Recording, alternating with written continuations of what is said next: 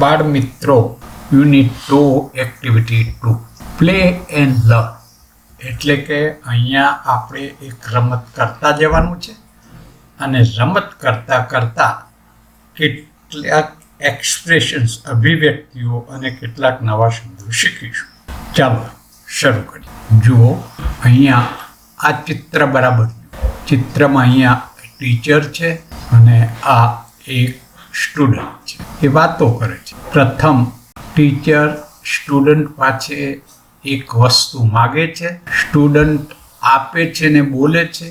ત્યારબાદ student teacher એ વસ્તુ કઈ છે એની ઓળખ કરાવે છે અને છેવટે તે આ મેજિક બોક્સમાં નાખે છે. ચલો જુઓ, આ ટીચર અને સ્ટુડન્ટ વચ્ચે હું બોલું છું, પણ જે બોલે છે એના મોંમાંથી નીકળેલા શબ્દો છે, એટલે હું ત્યાં આ તીરથી બતાવીશ. તમારે જોવાનું છે કોણ બોલે છે, શું બોલે છે, સાંભળવાનું છે અને કઈ વસ્તુ છે, એ વસ્તુનો શબ્દ કયો, ઇંગ્લિશમાં શું કહે છે તે છે અને તે નાખે છે. Teacher: Give me your pen, please. Give me your pen, please.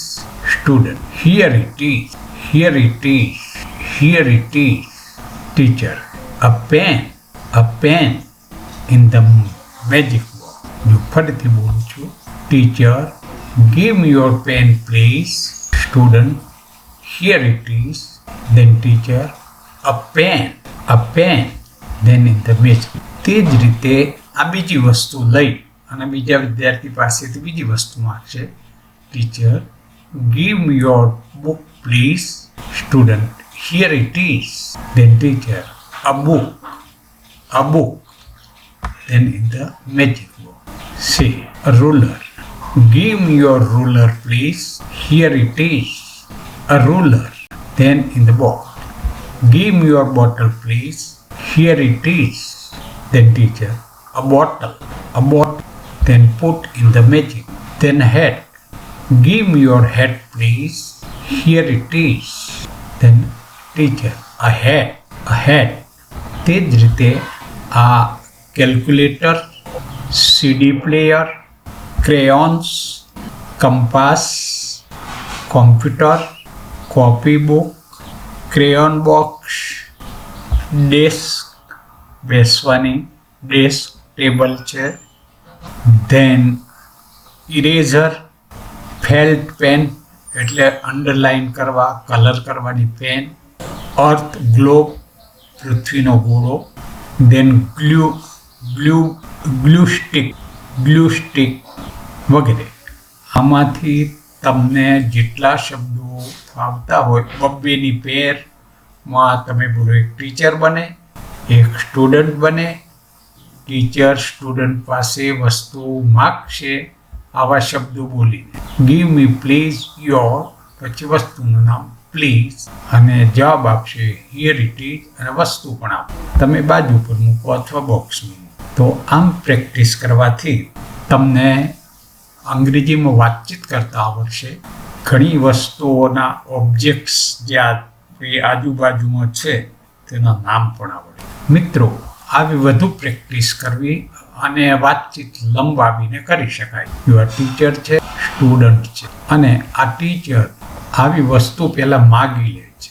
અગાઉ જે આપણે શીખ્યા તેમ give me your pencil, give me your pen please, give me your pencil please. ત્યારબાદ આ ટીચર વસ્તુ બતાવી અને આવા પ્રશ્નો પૂછશે. ટીચર કહે છે vote is this?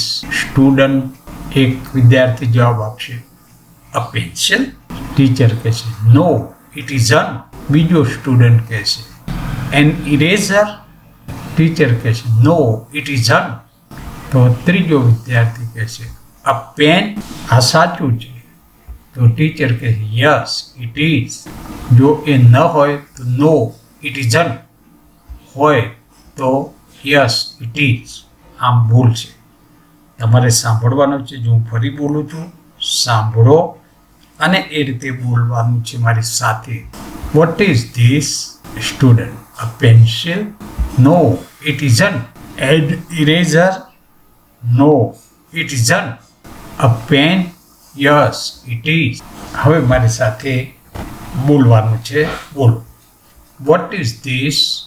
A pencil? No, it isn't. An eraser? No, it isn't. A pen? Yes, it is. તે જ રીતે આ એક વસ્તુઓ લઈ અને આ રીતે તમે વાતચીત કરી શકો. તમે નવા આ બધા શબ્દો શીખેલા છો એનો ઉપયોગ કરો અને વાતચીત કરો. અહીં વિડીયો પોઝ કરીને ફરીથી એક વસ્તુ તમારી પાસે હોય એ લઈને બોલવાની પ્રેક્ટિસ કરો. મિત્રો, મજા આવે છે ને? કેવું સરસ એક્ટિવિટી દ્વારા આપણે ભણીએ. જો આ તમારા જેવો જ વિદ્યાર્થી સતત પ્રવૃત્તિ કરે છે. Okay, thank you, bye bye.